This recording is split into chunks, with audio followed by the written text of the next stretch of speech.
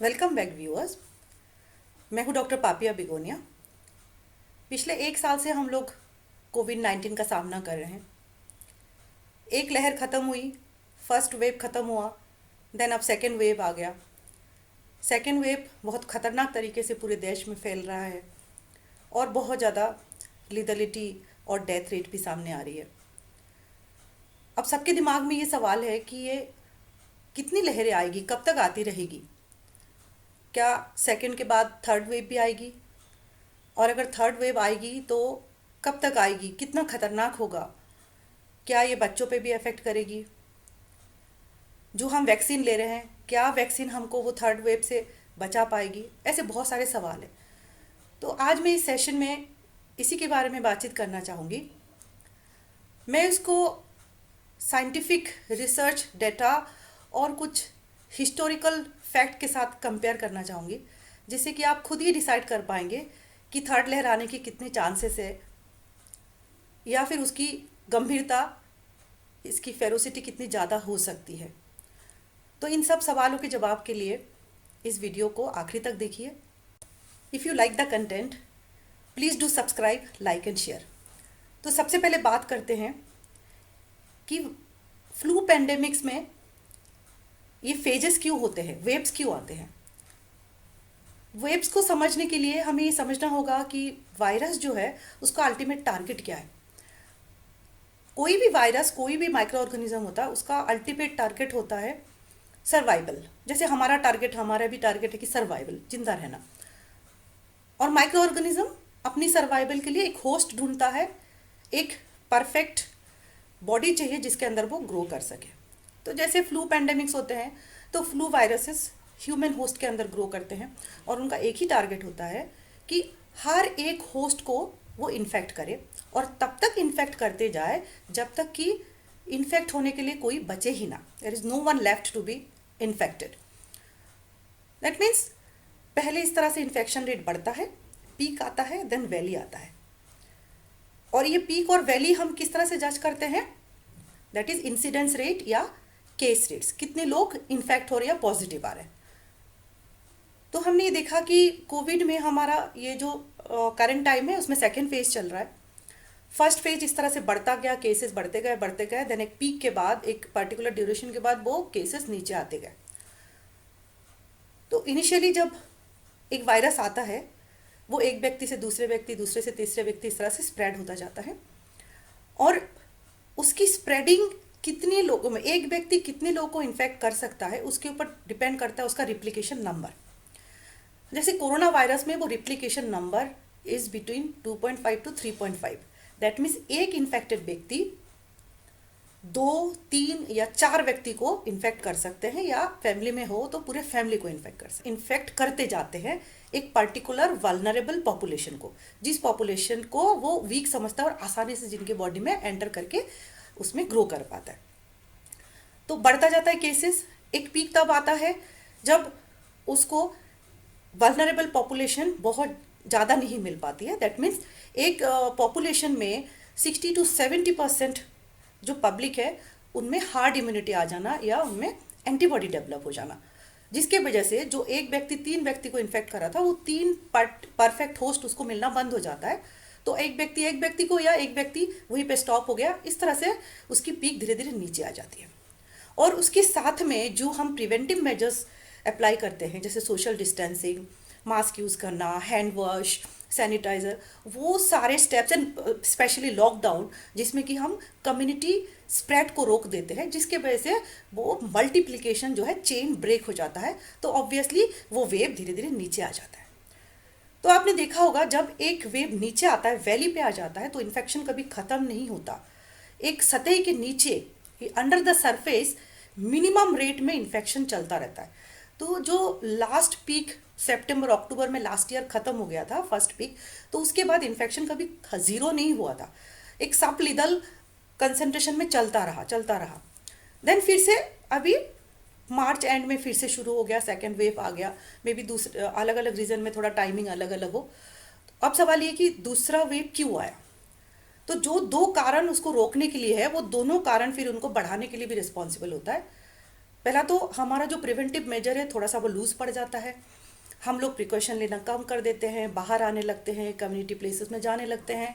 Then second ये कि virus जो सबलिदल कंडीशन से एक सतह के नीचे आ गई थी और जिसको सुइटेबल होस्ट हम नहीं मिल पा रहे थे, अब वो एडेप्टिव प्रेशर की वजह से उसमें जेनेटिक ड्रिफ्ट होता है। दैट मीन्स उसको भी सर्वाइवल चाहिए, सर्वाइवल के लिए उसको इन्फेक्ट करना है। इन्फेक्ट करने के लिए जब उसको प्रेशर आता है कि एक पर्टिकुलर जो वल्नरेबल पॉपुलेशन है उसमें वो प्रॉपरली इन्फेक्ट नहीं कर पा रहा है या उसमें उनमें एंटीबॉडी आ गया है, तो वो उसमें इस तरह से म्यूटेशंस होते हैं, इस तरह से जेनेटिक चेंजेस होते हैं कि वो अटैक करने का तरीका बदल देता है, बॉडी के डिफेंस मैकेनिज्म को चकमा देने का या बॉडी में जो एंटीबॉडीज है जो उसके साथ फाइट करता है उनको स्किप करने का, उनसे बाईपास करने का तरीका वो डेवलप कर लेता है। वही है म्यूटेशन। कोरोना वायरस में ऑब्वियसली अब तक ये क्लियर हो गया कि उसमें वेरिएंट बनाने की या म्यूटेशन करने की कैपेसिटी काफ़ी हाई है। तो हमने सेकेंड वेव में देखा कि ये वल्नरेबल पॉपुलेशन चेंज कर दिया है। पहले उसने एजेड लोगों को टारगेट बनाया था मोस्टली विथ कोमॉर्बिडिटी, मीन जिनको हार्ट प्रॉब्लम, शुगर, बीपी, उनमें मॉर्टेलिटी ज़्यादा थी। अब सेकेंड फेज में हम देख रहे हैं कि ये हेल्दी यंग एडल्ट्स को या young adults age group 30 to 45 को सबसे ज़्यादा अफेक्ट कर रही है। ये पीक भी एक पॉइंट के बाद नीचे जाएगा क्योंकि अगेन हमने प्रिवेंटिव मेजर्स को स्ट्रिक्टली अप्लाई कर दिया, लॉकडाउन हो गया। एंड जब हमारी इस एज ग्रुप में या वल्नरेबल पॉपुलेशन में मोर देन 60% हार्ड इम्यूनिटी आ जाएगी, हार्ड इम्यूनिटी वाया इन्फेक्शन भी हो सकता है, हार्ड इम्यूनिटी वाया इम्यूनाइजेशन और वाया वैक्सीनेशन भी हो सकता है, तो ये नीचे जाएगा। तो इस तरह से वेव्स आते हैं और वेव्स के बीच बीच में गैप होता है। जब भी वो वेव्स नीचे जाते हैं तो वायरस अपने आप को एडेप्टिव प्रेशर की वजह से हार्ड इम्यूनिटी को बाईपास करने का तरीका डेवलप करके आगे आता है। जैसे फर्स्ट फेज में था कि इन्फेक्शन बहुत सारे लोगों में एसिम्टोमेटिक था, लेकिन सेकेंड फेज में ये देखा गया एसिम्टोमेटिक इन्फेक्शन रेट कम हो गया। दैट मीन्स वायरस जिसके बॉडी में गया उसके बॉडी में काफ़ी हद तक उसने सिम्टम्स क्रिएट किए। तो दैट मीन्स उसकी सेलुलर एंटी प्रोसेस या बॉडी में सेल के अंदर फिट करने की जो प्रोसेस थी उसने काफ़ी उसको इम्प्रूव कर लिया है। और सेकेंड थिंग जो वायरस में हुआ फर्स्ट फेज में, उसका इंक्यूबेशन पीरियड जो है लंबा चला, इस बार भी 14 डेज है, बट इस बार एक अलग कैरेक्टरिस्टिक है हिट एंड रन, मतलब इफेक्ट करो देन बहुत जल्दी बॉडी से वॉश आउट हो जाओ, लेकिन उतने ही पीरियड में काफ़ी अच्छा डैमेज करके जा रहा है।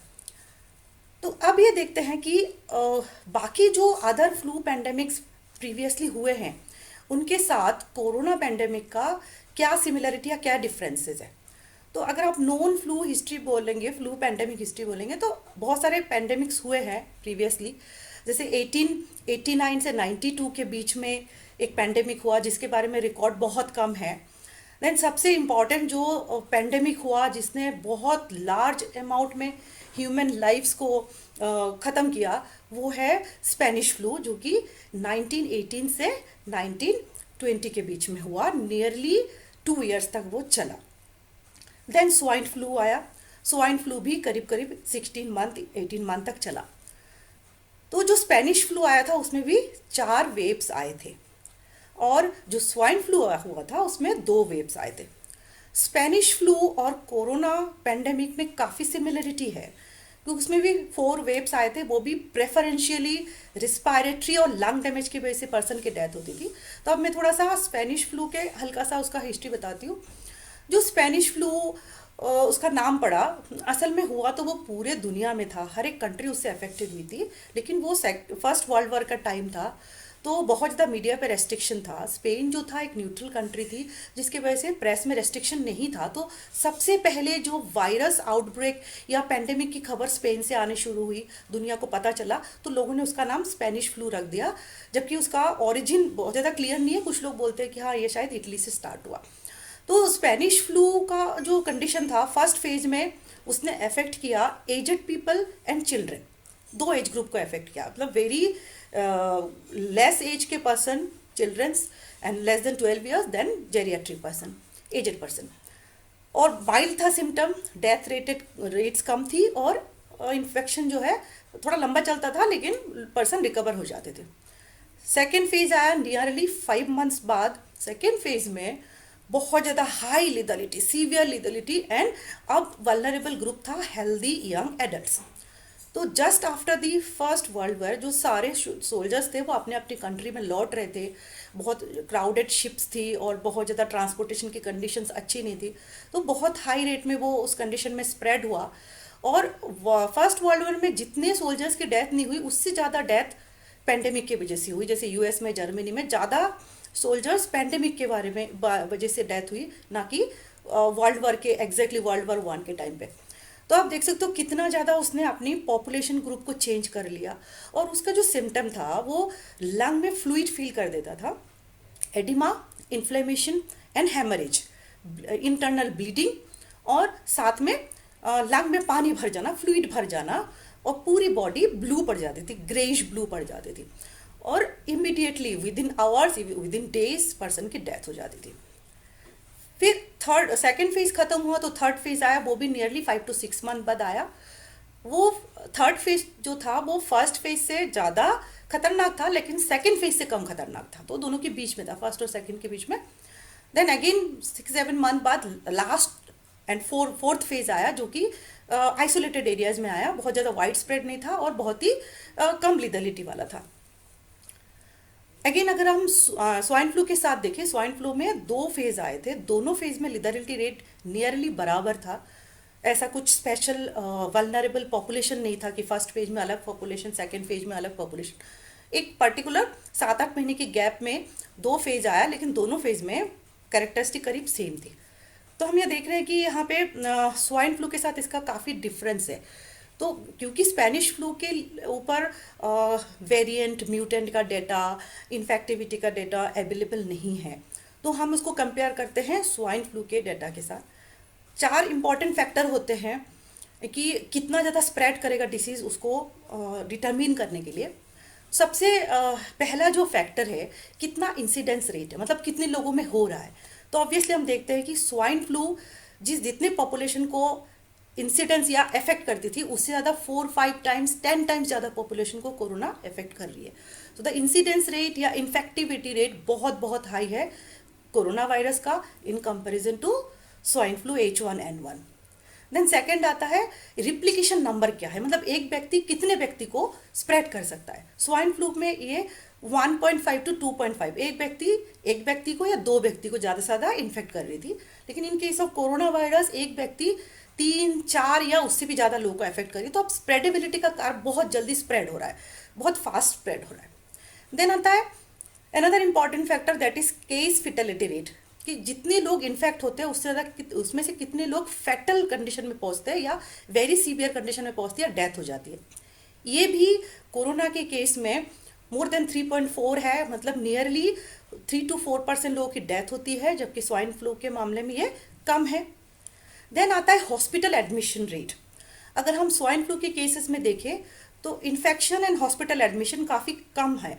जितने लोग इन्फेक्ट होते थे उसमें से लेस देन 1% लोग को इतनी बुरे कंडीशन में पहुंचते थे कि हॉस्पिटल जाना पड़े।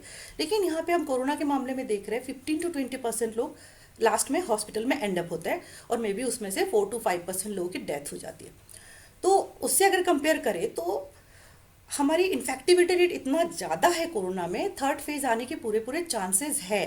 क्योंकि जब सेकेंड फेज खत्म होगा हम उसको ज़ीरो नहीं कर पाएंगे तो एडेप्टिव चेंजेस की वजह से वायरस अपने कैरेक्टरिस्टिक चेंज करेगा। एडेप्टिव चेंज में जाएगा तो वायरस ऑब्वियसली जिनमें हार्ड इम्यूनिटी डेवलप हो गया है उनको छोड़ के जो उसका वीक पॉइंट है, जो पॉपुलेशन वीक है जिसमें इम्यूनिटी नहीं है, उसको अटैक करने की कोशिश करेगी नेक्स्ट फेज में। तो हम देख रहे हैं बिलो 18 जो हमारा एज ग्रुप है उसमें इम्यूनिटी ना के बराबर है, हार्ड इम्यूनिटी नहीं है, क्योंकि जो चिल्ड्रन है वो बहुत कम इन्फेक्ट हुए हैं, लेस देन 1% पॉपुलेशन अभी तक इन्फेक्ट हुए, तो उनमें हार्ड इम्यूनिटी आई ही नहीं। और दूसरा उनमें इम्यूनाइजेशन या वैक्सीनेशन भी नहीं हुआ, तो उनमें अगेन एंटीबॉडी नहीं है।